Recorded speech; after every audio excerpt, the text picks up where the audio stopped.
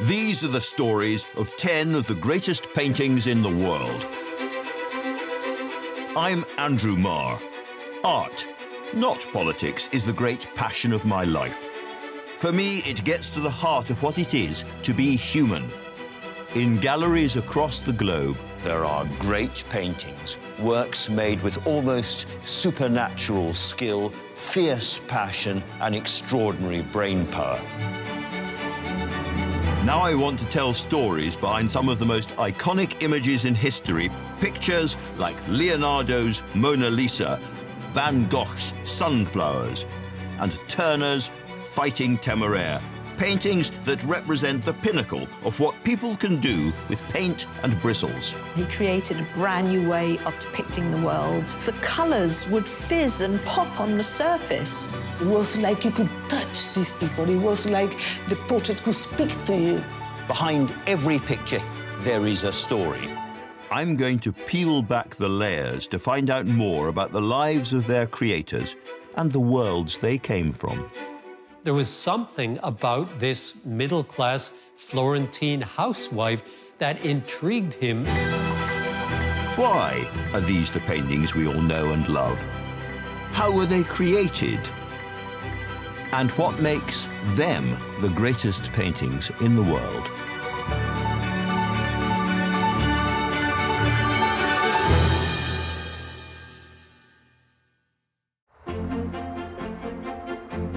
Florence. Home to one of the oldest art galleries in the world, the Uffizi. Every year, millions of people flock to see masterpieces by Leonardo, Raphael, and Michelangelo. Artists so famous they're known by their first names alone. But there's a painting here that's more copied, caricatured, and argued about than any other. And it's not by any of them. It's a painting that arouses physical reactions. In 2018, one man even had a heart attack in front of it.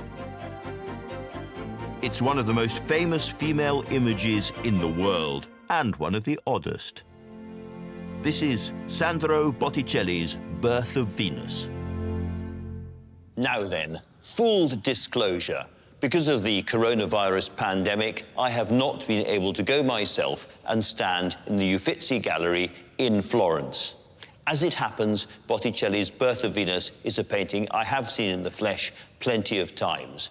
And although, luckily, it has not yet given me a heart attack, I can report that it packs a powerful emotional punch. It's a simple enough looking composition telling the story of the birth of the Roman goddess Venus out at sea, and shows her wafting to shore as only goddesses may on a giant scallop shell blown by the god of wind, Zephyr. Simple or not, it's heart-stoppingly radiant. Yet this masterpiece by Botticelli hasn't always been one of the world's most celebrated and most visited canvases. In fact, surprisingly, for more than 300 years, it was effectively packed away. And to understand why, we have to go back to the period when it was first made, not the period of birth, but of rebirth, or to give it the fancy French name, the Renaissance. This world-shifting cultural, artistic and scientific upheaval turned Europe on its head in the 15th century. And at the heart of that radical transformation was Florence, birthplace of Alessandro di Mariano Filippi, who arrived into this revolutionary world of artistic opportunity in 1445.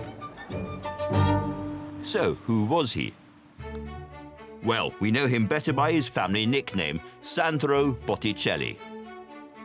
Botticelli received his nickname from his brother. It means little barrel. It's actually quite a mean nickname.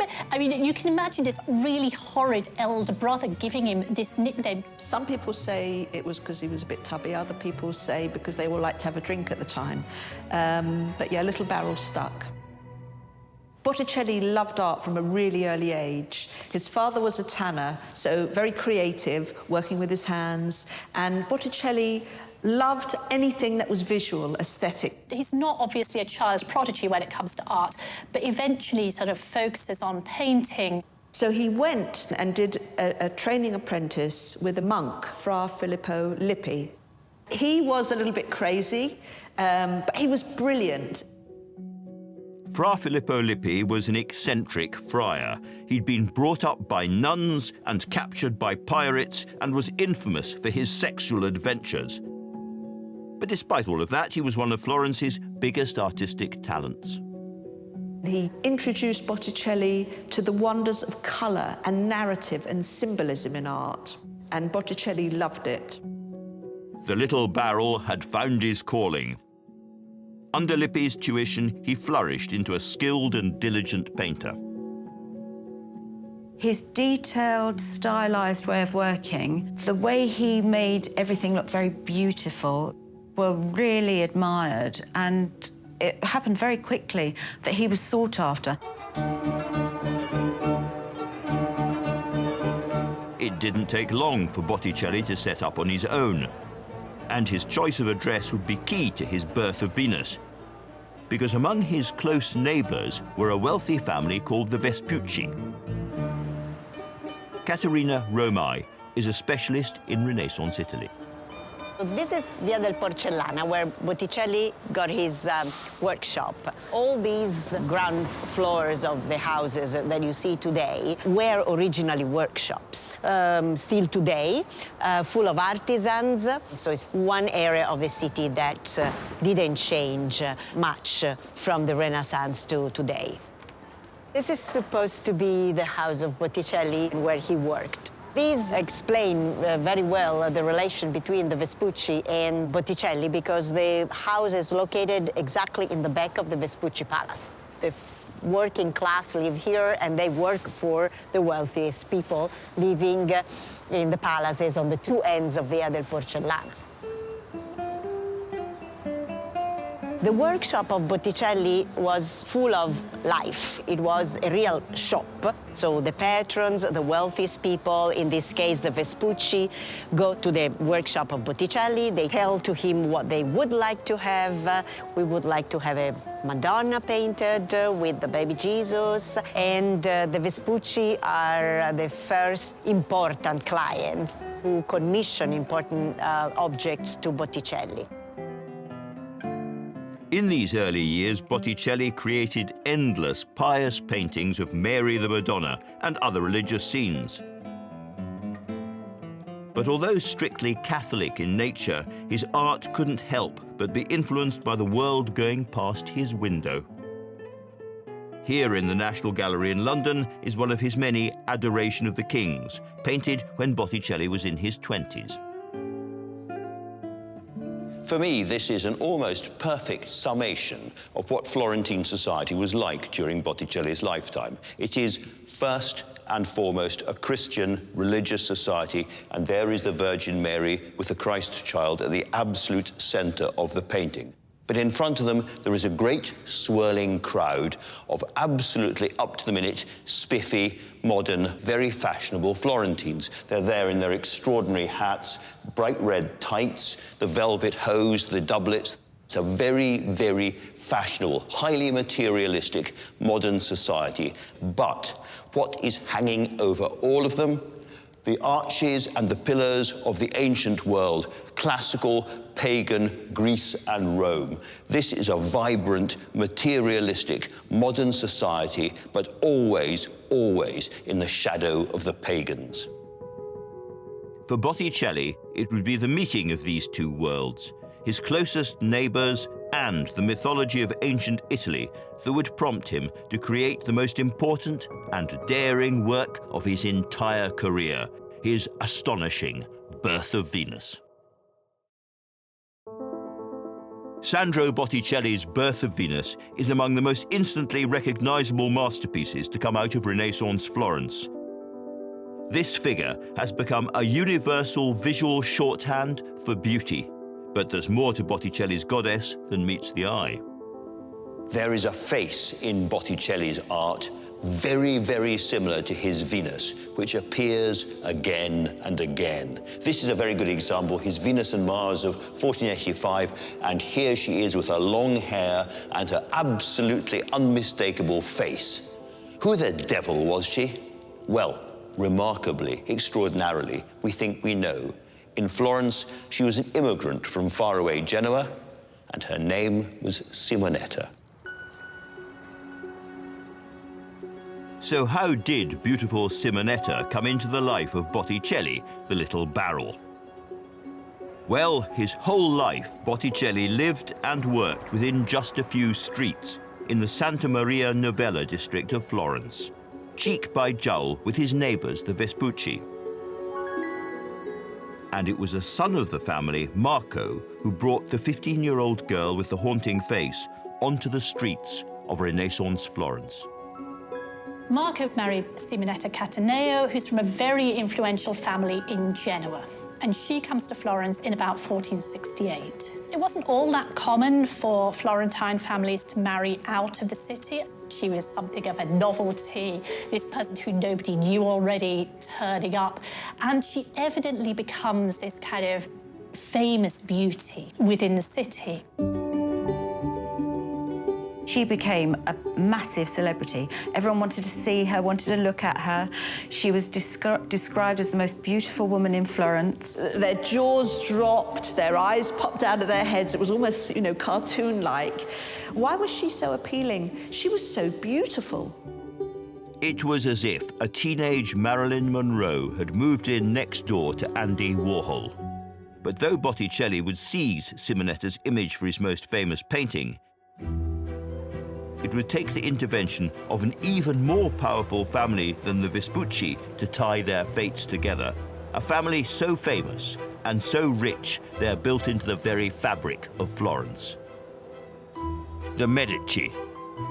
I would describe the Medici as the leading oligarchs of Florence. They're bankers to the popes, and they do so well in Florentine politics that they essentially become the rulers of the city. The Medici ruled Florence for 60 years, from effectively 1434 until 1494. So we have something quite unique at this point. We have a family who were bankers. They're not princes, they're not warriors. They've not come to power through the force of arms.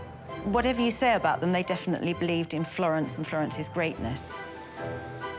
The only way to make it big in this great city was to grab the Medici's attention, attract that, and Botticelli would, like the florin itself, be minted. His chance came when he was commissioned to paint a nativity, or adoration of the baby Jesus, by another family equally keen to curry favour with the rulers of Florence. Botticelli paints an adoration for the Del Lama family. And this is a really interesting commission. Now, it's quite common in this period that you put in little figures into these religious paintings to represent the donors. But Botticelli goes a lot further than that. The kings who are bringing gold and frankincense and myrrh are actually figures from the Medici family. It isn't directly a Medici commission. Clearly, however, somebody wants to sort of suck up to the leading oligarchs of Florence. The somebodies who are buttering up the Medici are also in the composition, both looking directly out at the viewer. Gaspare del Lama is pointing at himself as if in answer to the question, who paid for this? And below him, standing proud, is Botticelli. This self-portrait is one of the only pictures of Botticelli we have today. But his smart, calculated depiction of the Medici as the three wise men certainly got him noticed. And just as he'd gained their attention, so had his beautiful young neighbour, the woman who'd inspire his Birth of Venus, Simonetta Vespucci. A couple of the Medici boys were in love with Simonetta, and they used to have jousting competitions and tournaments every few years. And Botticelli painted her portrait for the banner of one of the Medici boys who won the competition. And when he won it, he said, I won it not just for me, but I won it for the beauty of Simonetta. Simonetta was just as inspiring for Botticelli. She had become his ideal muse, the perfection of human beauty. But if this was an artistic match made in heaven, it wasn't one for this earth. Great beauty doesn't last long, certainly not on the disease-ridden streets of 15th century Florence. A year after the joust, aged 23, Simonetta died of tuberculosis. Her funeral procession drew massive crowds yearning for a glimpse of their Simonetta. She was displayed in an open casket. Thousands of people followed her coffin. People mourned her, I suppose as we do for a great celebrity. People felt they knew her, felt they loved her because of her beauty. Because she actually doesn't live out her years. I think perhaps along the same lines as you might think about for Marilyn Monroe or Princess Diana. The famous beauty reputation is then enhanced and she becomes a kind of idealised beauty. Simonetta had melted hearts all over Florence. Now Botticelli determinedly kept her memory alive by painting her again and again. Taking his behaviour at face value, Sandro, like his clients, seems to have been completely obsessed. Botticelli very rarely strayed from her image. If he's going to paint females, either Venus or the Virgin Mary, he wanted to paint the most beautiful woman he possibly could imagine, and to him, she was that. Botticelli painted Simonetta time and time again because she was so popular. The men that couldn't have her physically could have a likeness of her. She was beauty and perfection. She was the pin-up. And it was a strategy that worked. With the beauty of his rich compositions and the skill of his portraiture, Botticelli was now highly in demand. He was even asked by the Pope to paint frescoes in the Sistine Chapel. But his rich Florentine patrons were getting bored of religious work after religious work. So for his next commission, Botticelli created something very different. It's called Primavera, or Spring, and this 1480 masterpiece is a remarkable rehearsal for the birth of Venus. Brimming with juicy exuberance, it shows Venus, goddess of love, celebrating the arrival of spring in a flowery forest. And if she looks familiar, it is, of course, because she is almost certainly Simonetta. This does seem to be Botticelli being very original. It is a large secular painting of ancient mythological figures, and that is very new. Primavera was a radical departure for Italian art. It's one of the first paintings in the Western world made solely for pleasure, where there is no moral tale, no deep religious message. It's only to be enjoyed. I mean, this is a very expensive commission as well in terms of the materials that are being used. There is gold in there, there is azurite, and there's also a phenomenal attention to detail. I think there are about 130 specified types of flower scattered across that garden in the Primavera, which is quite extraordinary.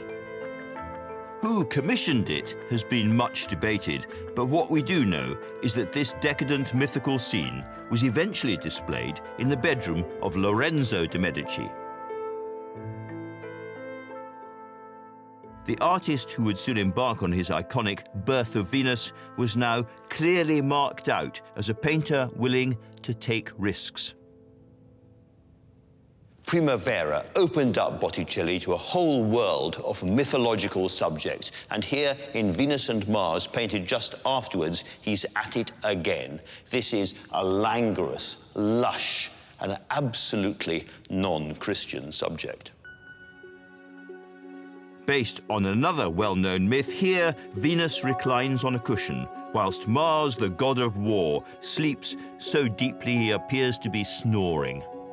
Venus and Mars may be the most convincing post-coital image ever made, but it also demonstrates so much of how Botticelli made his art and why he's so famous today. Painted around the same time, all the techniques Botticelli would bring to the Birth of Venus are also evident here. First of all, that extraordinary drawing. I mean, he is the great drawer of all the greatest painters. He has a line which is absolutely accurate, entirely beautiful, but as sharp as if it was done with a scalpel. It's extraordinary. He has great, rich colour, fantastic attention to detail. That grass would prick your feet, and it's full of great wit. He's a very funny man and a very funny painter when he wants to be. With these works, we're not in the real world, we're in a kind of magical, idealized forest. Botticelli is pushing Renaissance ideas about beauty and love to a new place. And he wasn't done pushing yet, because while Primavera and Venus and Mars were surprising, with the birth of Venus, Botticelli was about to create something downright scandalous.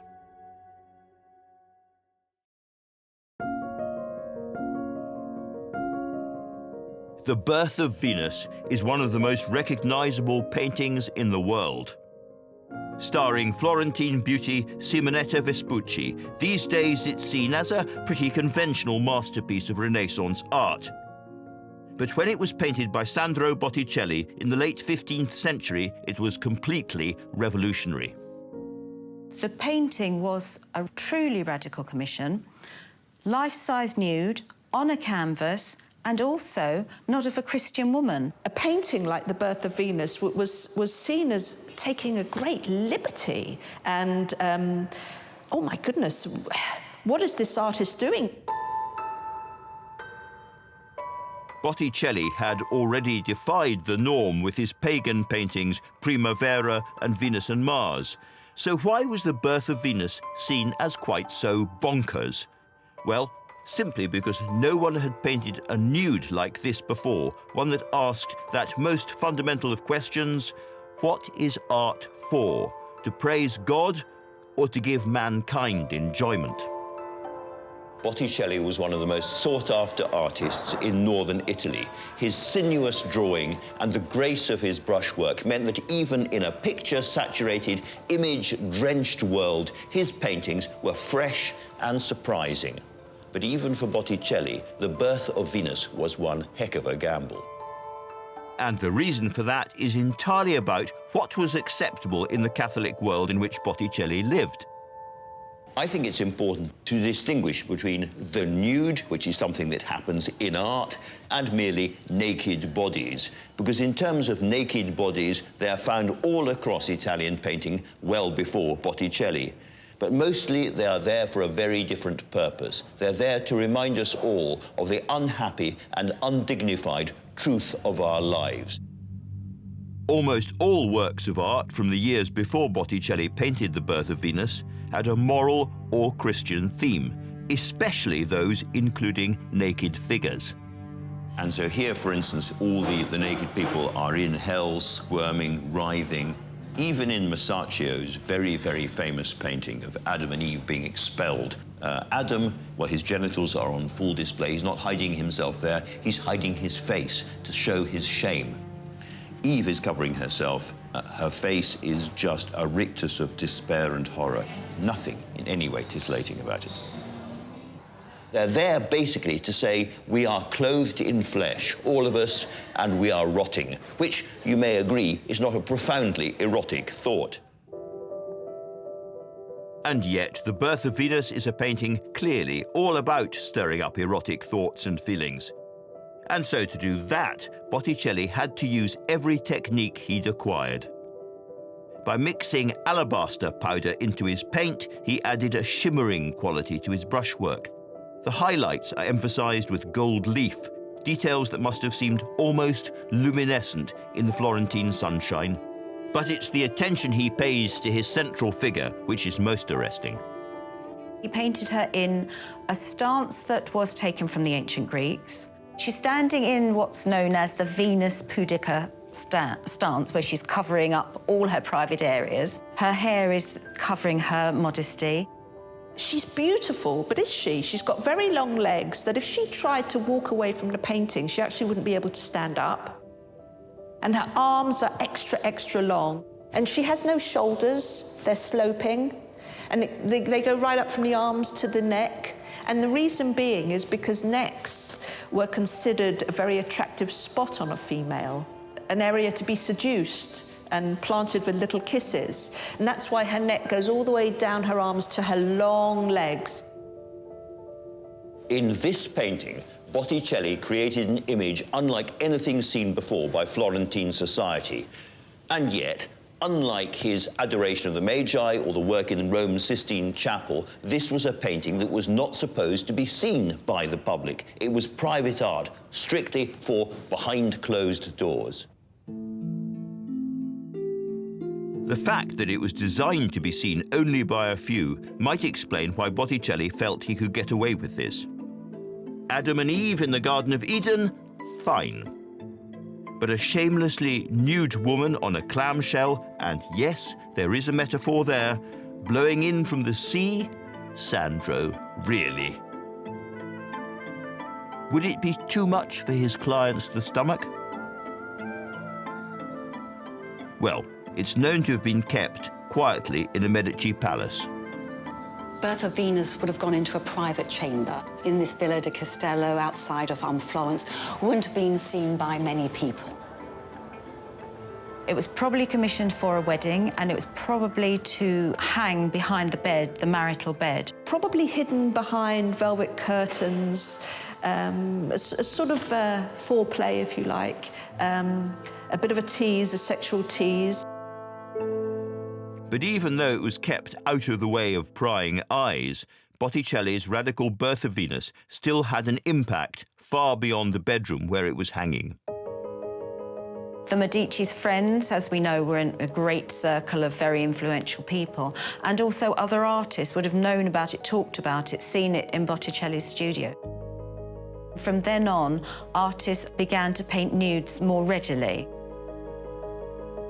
Botticelli's Birth of Venus had a huge impact on other artists. It opened the floodgates for other artists to realise that they didn't have to just paint religious narrative.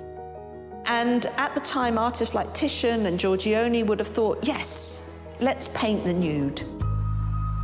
Now in middle age, the artistic revolutionary Sandro Botticelli had the world at his feet. But a very different revolution was about to break out in Florence. For years, the city had been a playground for the ultra-rich, obsessed with splashing the cash on showy materialistic luxuries. But as the decadence of their lifestyles reached a fever pitch of extravagance, Florence became a powder keg of class resentment. Enter Girolamo, the mad monk, Savonarola, who arrived to light its fuse with a verbal flamethrower. Girolamo Savonarola was a Dominican friar from Ferrara, north of Florence. He was a mesmeric preacher. He was really a fire-breathing fundamentalist who was preaching for a reform of the church. He is quite concerned for the moral welfare of the city, and he has a lot to say about that. The church was corrupt, the political institutions of Florence were corrupt, and he wanted both of them to be reformed. He disapproves of gambling, he disapproves of card playing, he disapproves of sodomy, he disapproves of all sorts of, women wearing too much makeup, certainly sex outside marriage, all these bad things that Florence is doing which can only get the city into trouble. Savonarola was not opposed to all art. He believed art had a purpose within Christianity, but he believed that art was devotional. What he did not want to have on the walls of churches were images of the Virgin Mary in which she looked, as he said, like a harlot. He doesn't like all this pagan art, as he calls it, the art that draws on classical myths, whether that is poetry or whether it's visual art. The preacher's hellfire sermons cast a spell over everyone who listened to them. We do know that Botticelli seems to have stepped back from a lot of his artwork under Savonarola and to have been something of a supporter. Botticelli was mesmerized by him and completely believed his message about reform and about the decadence of art. And no painting would have looked more decadent than his own Birth of Venus. Maria Antonia Rinaldi is a Florentine expert in the years of Savonarola's domination. This square, at the time of Savonarola and Botticelli, around 1497, 1498, was the witness, we can say, of quite incredible events. The preaching of Savonarola became more effective over the people of Florence. Objects that he considered sinful were banished from the town. Playing cards, tarots, dices, mythological paintings. Savonarola created this kind of little army of young kids who were dressed in white and with the red cross, and who were little spies around the town who were telling him if someone still keeping objects that were considered sinful. On the morning of February the 7th, this rabid zealotry reached fever pitch, and Savonarola's miniature army of child soldiers ransacked the city of all those objects he deemed wicked. And here there was a huge pyre, around 15 meters for 20 meters. There was on the top the representation of the devil. And all these objects, chairs, perfumes, fabric, books, and a painting with mythological imagery would be burnt. This entire fire was called the Bonfire of Vanity. Botticelli himself brought to the Bonfire of Vanities some of his painting to be burned. I think we can probably safely assume that given his admiration for Savonarola, he would, had he still had the Birth of Venus in his studio or in his house, taken that giant, beautiful work of art and put it on the bonfire and watched it burn.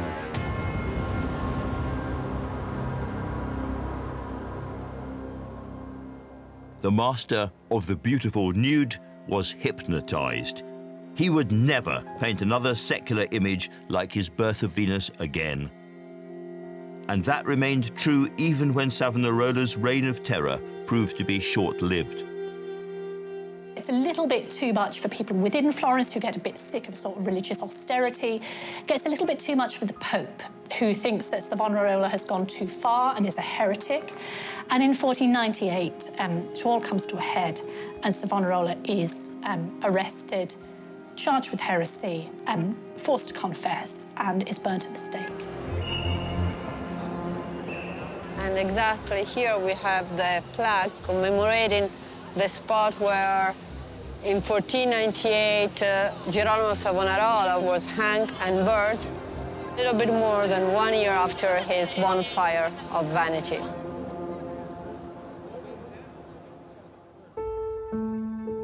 The execution of his guru destroyed Botticelli, who had lost commissions and his income because of his born-again religious fervour. His world slowly caved in on itself. He goes back to working in what often seems rather old-fashioned style, and he's quite rapidly eclipsed by artists working in a new style. People like Raphael, like Leonardo da Vinci, and a little bit later on, Michelangelo. The last decade of Botticelli's life simply ebbed away.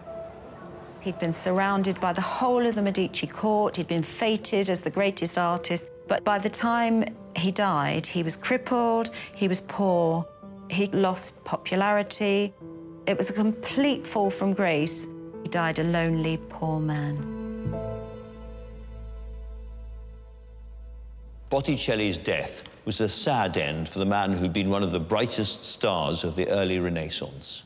For the next 300 years, though Botticelli's name was never entirely forgotten, his reputation faded and his canvases gathered dust in neglected corners. He suffered that special purgatory for artists, to be remembered by the academics and almost nobody else.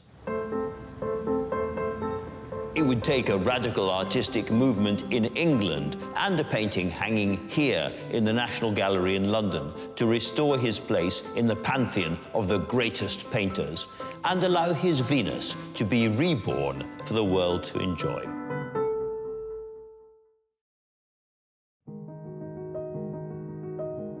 After Botticelli died a forgotten pauper in 1510, his astonishing, magical Birth of Venus was quickly forgotten, seemingly lost to the world forever. That is, until the middle of the 19th century, when a British collector, William Fuller Maitland, splashed out all of £80 on another Botticelli canvas, the beautiful Mystic Nativity. William Fuller Maitland was delighted with his purchase. He liked it so much that in 1857 he decided to loan it to the Art Treasures exhibition in Manchester. Over the next 140 days, more than 1.3 million visitors saw Botticelli's painting, and it set the mid-Victorian art world aflame. The Mystic Nativity gave the Victorians something that had been missing from British art, frankly, for centuries: an emotional directness, a lightness of touch, even a kind of wit. This is a painting about the apocalypse and the end of time, and yet also playful. There's Mary looking absolutely exhausted, strung out like a real mother as she prays over the Christ child, who is rather tubby and very, very squirmy. There's something lovable even about the 7 devils squirming off to hell. It's human and direct and simple and fresh. And the British public couldn't get enough of it. All of a sudden, it was almost like Botticelli mania. People would just sort of fall over themselves to go and see this painting. Among those caught up in the excitement were a group of young British painters and poets. Botticelli and Simonetta were reborn in the work of John Everett Millais, William Holman Hunt, and Dante Gabriel Rossetti. Artists that became known as the Pre-Raphaelite Brotherhood were fascinated by the way he worked. Botticelli became their favourite artist because of the delicate way he painted, because of the jewel-bright works that he produced. They were so in awe of him that he was their main inspiration. He was showing beauty, he was showing love, he was showing the aesthetics of picture-making. But the way the Mystic Nativity showcases Botticelli's skill and importance in the story of British painting isn't the only reason this canvas matters so much. It also led directly to revived interest in the birth of Venus. It led to the rebirth of the birth of Venus. Lit by a ferocious passion for the Renaissance master, Botticelli's new admirers flocked to Florence. And as they entered the Uffizi, they came face to face with the most astonishing of all his works. Here was the birth of Venus. Rescued from the depths of a Medici palace in the early 19th century, for years this canvas had been almost ignored by the gallery's visitors. Now its popularity skyrocketed. Within just a couple of years, she was the most popular exhibit, a position she still holds today. And just around the corner, Botticelli's final resting place is still visited by hundreds of his smitten worshippers. Maya Gattan is a Botticelli specialist. We're standing in front of the Church of the Ognissanti in Florence. This was Botticelli's parish church. His house was just really around the corner. He spent just about all of his working life near this church. And he is also buried in this church. And people come to Botticelli's tomb to pay their respects as a kind of pilgrimage. The spot that he's buried is right over here behind this wall. And Simonetta Vespucci was buried also in this church, very nearby Botticelli's grave, because her family, the Vespucci, were parishioners, and their family tombs were here as well. Due to some poetry that was written at the time of her death, Botticelli was thought to have wanted to have been buried next to Simonetta Vespucci. Which begs the question, just how did Botticelli feel about Simonetta? Was he really in love with her? What we know about Botticelli in terms of sexuality is that he never marries. When he's asked about marrying, he seems quite horrified by the idea, and he's allegedly keeping a boy. My sort of suspicion is that his interests actually lie elsewhere. If you look at culture today, there are a lot of gay artists who paint female models and who have a kind of female muse, and it's not necessarily a kind of sexualized in love with relationship. So, I mean, we could think of it, you know, in those terms, like she's a kind of Judy Garland, you know? Whatever the truth was, and we'll never know for sure, it all adds to the mystery, only serving to increase our fascination with Botticelli and his muse, Simonetta. It's really a beautiful gesture that when his image was resurrected in the 19th century, eventually it was decided to put a marker here that people were coming to his tomb and leaving notes for him. There are a lot of notes for him. Dear Sandro, send a little bit of inspiration to the poor Russian artist. Sandro, you deserve much more. Your art is amazing. I hope you're happy being with Simonetta Vespucci.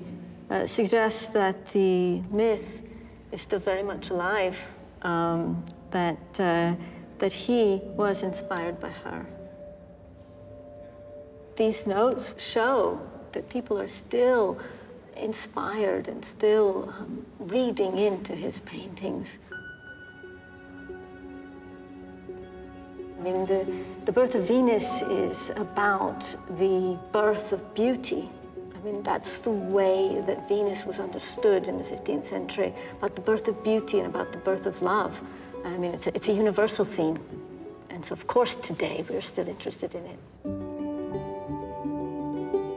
The Birth of Venus is so popular now. I've even got a little tray with the Birth of Venus on it. Tea towels, biscuit tins, jigsaw puzzles. If I can say something personal, I first went to Florence when I was a teenager with my mum, and I couldn't sleep the night before I knew I was going to see it. I was so excited. So it does cause an almost disproportional reaction in a lot of people, and it doesn't disappoint. It's an iconic work, and it stands the test of time. With the Birth of Venus, Botticelli laid the foundations for a modern perception of beauty and fundamentally changed the way Western art considered the female nude. His is a majestic, overpowering vision of the female triumphant. She is a goddess. Show respect.